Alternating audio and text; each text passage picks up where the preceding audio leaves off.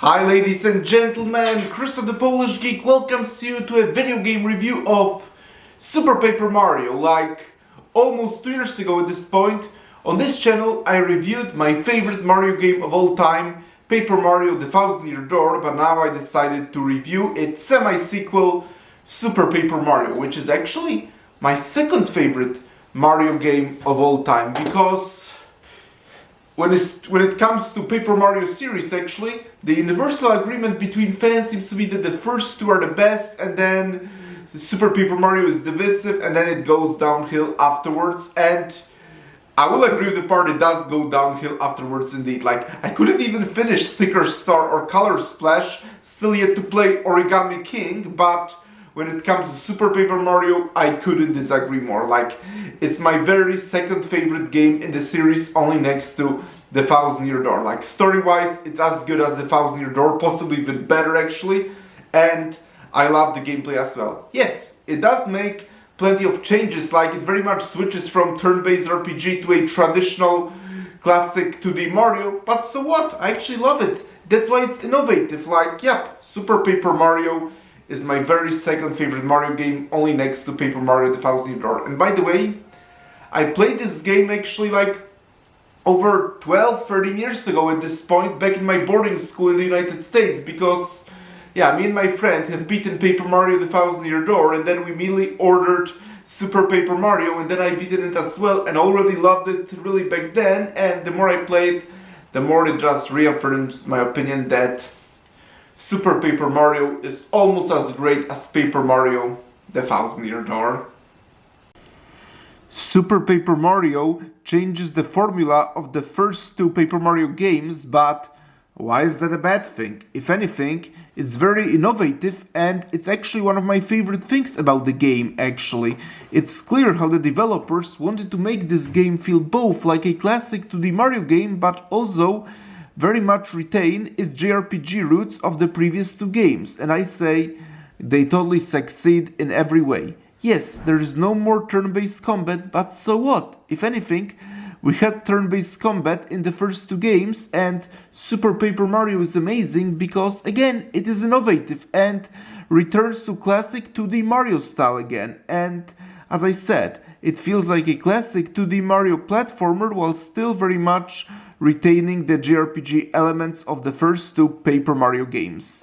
Except that again, it lacks turn-based combat, which has been turned into classic Mario combat of jumping on enemies during the gameplay, though they are harder now because sometimes some enemies might require multiple jumps on them in later harder levels.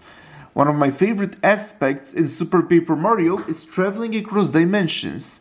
There is this new ability of turning into 3D, and you can see hidden, otherwise not visible objects or pathways that you have to turn into, or enemies also not visible up on 2D, and you can also solve puzzles this way. I just love that game mechanic, and it truly gives the game two different perspectives. Later puzzles involving that mechanic get really complex, but it really makes you think outside the box.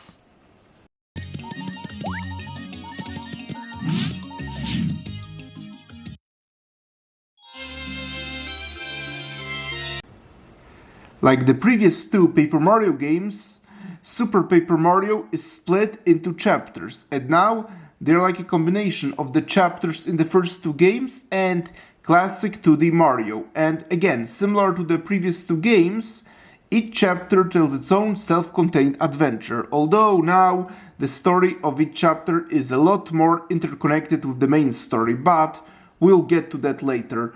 And what makes them similar to classic 2D Mario is that, in addition to being 2D platformers outside of the 3D perspective that, as I said, you can turn into, and also each chapter is split into several levels. And Mario isn't the only playable character in the game. Princess Peach, Bowser, and Luigi later join Mario on his journey, and each of them has his or her own unique ability. Only Mario has the turning 3D ability though, but that makes him unique. Bowser is the strongest, and he can breathe fire, though he's also the slowest when it comes to moving around, whereas Princess Peach can fly with her umbrella, while Luigi can jump up very high. And in addition to Peach, Bowser and Luigi, there are new companions in the form of pixies, like there is this main pixie that accompanies Mario on all of his journey, Tippy, but there are also other pixies that you encounter on your journey and they join you, and they also give additional abilities. Like the very first pixie besides Tippy that you meet is Foro, and he can help Mario pick things up and throw them.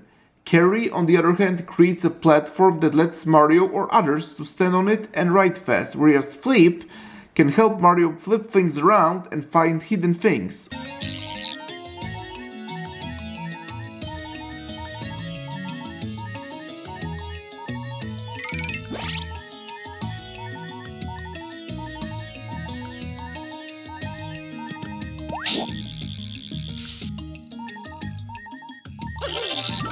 Of course, you can only use one pixie at a time, so as long as this particular pixie is with you, you can only do this one thing, but you can switch them around at any time during the pause menu, and I like how pixies aren't just for the sake of abilities, but each one was made into a unique character with a unique personality. What they all have in common is they are very hilarious and funny. I love the art style of this game. It is kinda distinct from the first two Paper Mario games while still very much retaining classic paper style of them. While the first two games had the storybook format, the new characters in this game have this very unique geometric designs which very much makes them feel distinct and otherworldly, which is very fitting with dimension hopping style of the game.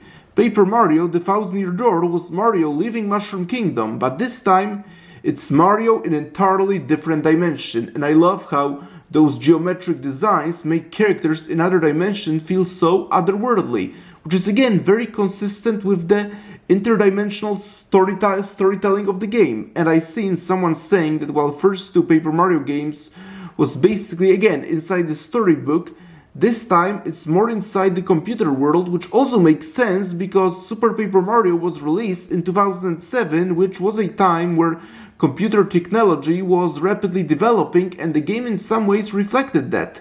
Once again, I love the unique and creative art style of this game, and the enemy variety is also great. There are over 100 different enemies in this game, while at first we do get some classic Mario enemies in form of Goombas and Koopas. Throughout most of the game, it's actually entirely new enemies, generally native to specific worlds of each chapter, and they also have unique geometric style designs of the game, and the boss battles are great. Like for example, there is this robot whom you fight in a unique space shooter style by controlling an alien's corpse and shooting lasers at it, or a dragon Fragtail which requires turning a lot into 3D. But my favorite boss battle though is easily the final one, but we'll get to that later. All I will say, it involves a lot of emotion.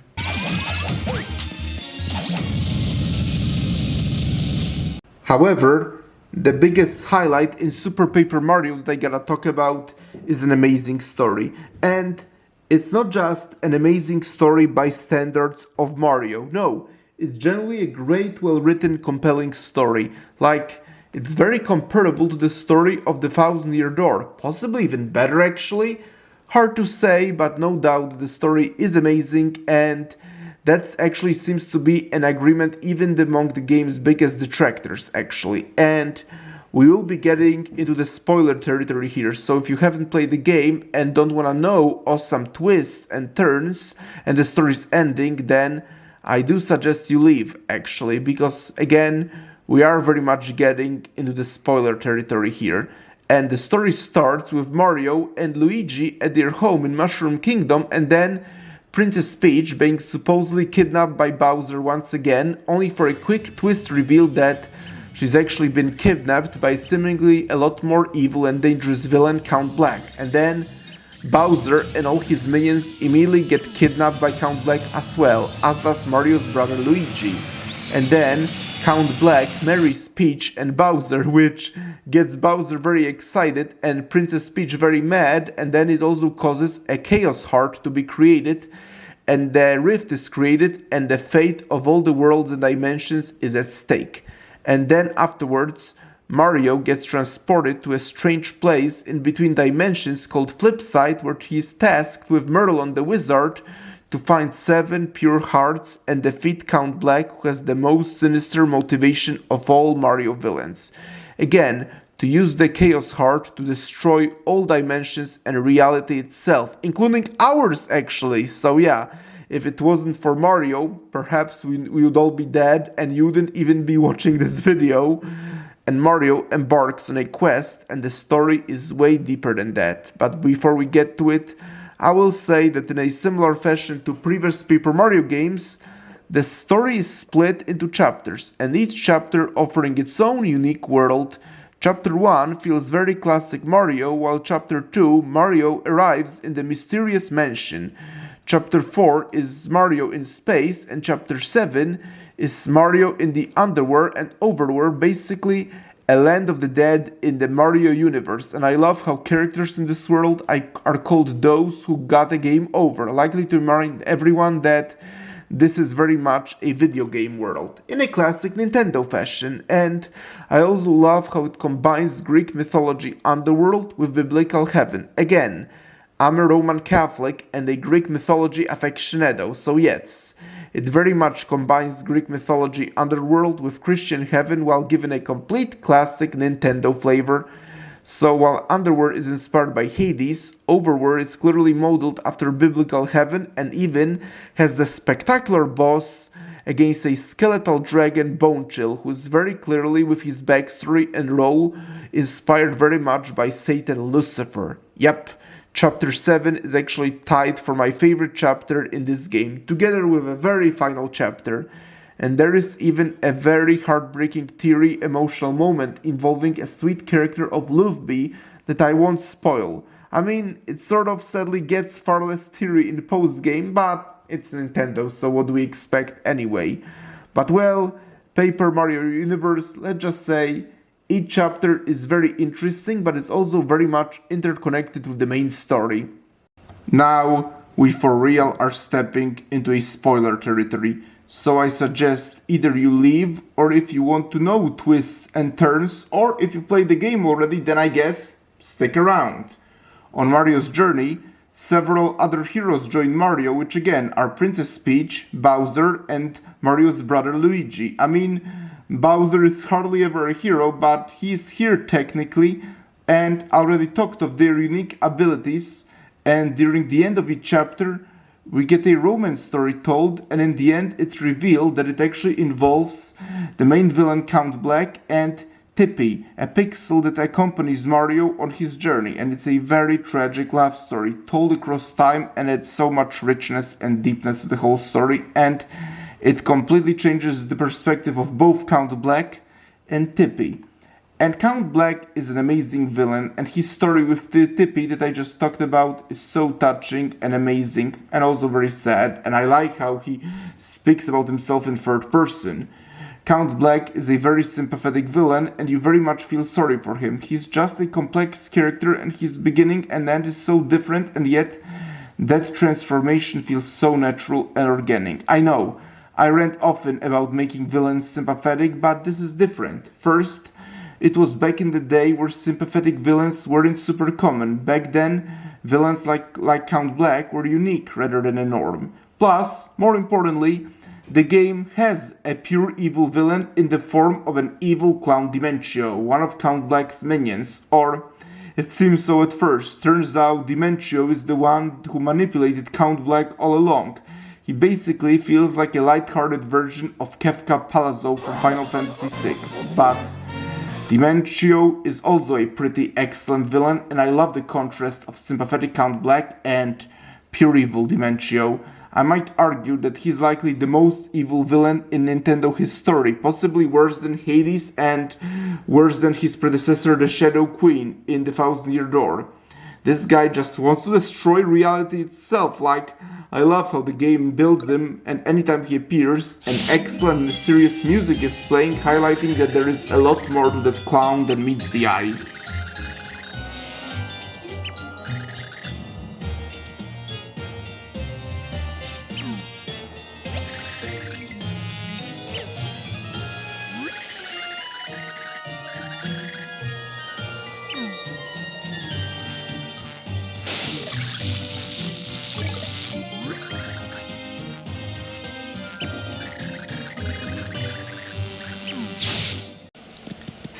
speaking of music, I think this game overall has really amazing soundtrack. Like, in addition to the just aforementioned Dimentio theme, which again I think is great and perfectly fitting with his character, but I also really love the soundtrack of Chapter 4, which again takes place in space, and the music is so epic and feels like more in something you'd expect in science fiction games like Metroid or Ico the Dolphin, but very perfectly fitting within the game's setting and chapter. Another really great theme is the theme of Flipside, which has this interdimensional feel to it, which again perfectly fits with that Flipside is very much a place between dimensions, and also perfectly fitting for the hub world, which again Flipside is. And I also love the theme of the final battle with Super Dimentio, but in general Super Paper Mario has really incredible score and I love it.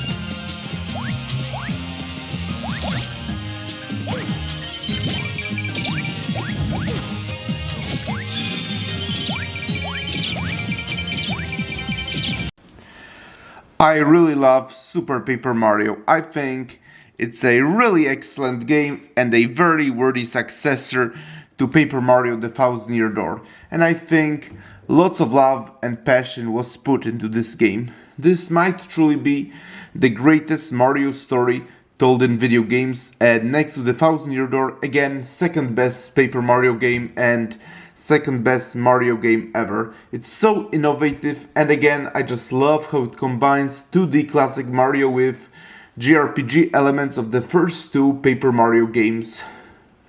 Once again, this is possibly the best Mario story, again either that or its predecessor The Thousand Year Door, but if someone thinks that Super Paper Mario is even better than The Thousand Year Door, like, I totally can't see where they are coming from. Like, I can't wrap my head around so many people not liking this game. Unless they only like JRPGs but not classic Mario, which then I guess would explain their dislike of this game. But if you like both JRPGs and classic Mario, then I think that this is a wonderful combination, and once again Super Paper Mario is among the greatest Mario games ever made, and in terms of the story possibly the greatest actually.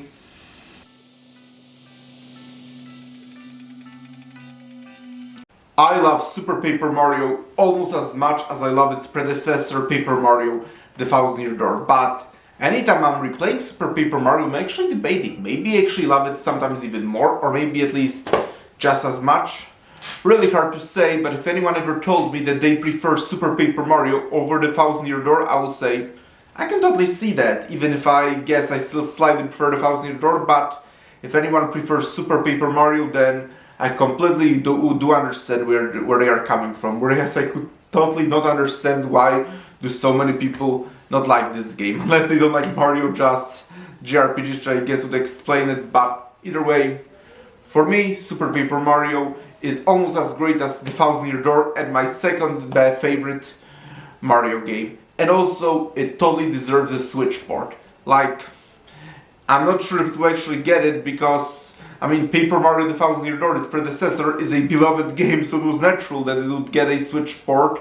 But Super Paper Mario has always been more divisive, so it might sadly not get a Switch port, even though it totally deserves it. But Nintendo, take it from your fan. Just as you gave a port to Paper Mario The Thousand Year Door, please give us the same port to Super Paper Mario. Like, Super Paper Mario totally deserves a Switch 2 port. Like, it absolutely does. Especially that there's hardly any way to play it now unless you still own an original Wii.